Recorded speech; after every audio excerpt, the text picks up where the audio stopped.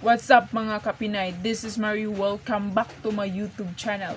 At welcome ka na rin sa buhay ko. So for today's video is gagawa tayo ng panibagong video.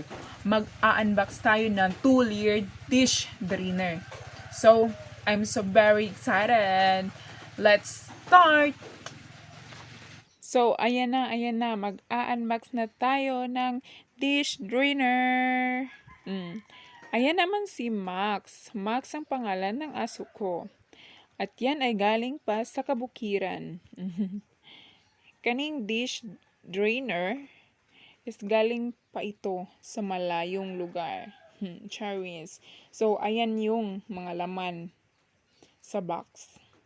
Then, after that, I will assembling it properly. Char.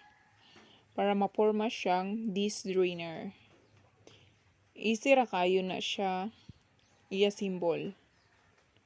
Muna una nang gibuhat.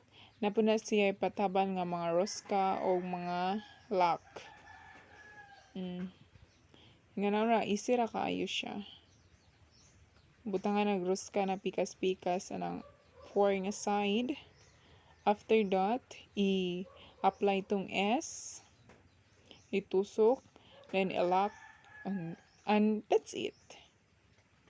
Then, katong duha kagagmay, ibitay na to kilid-kilid.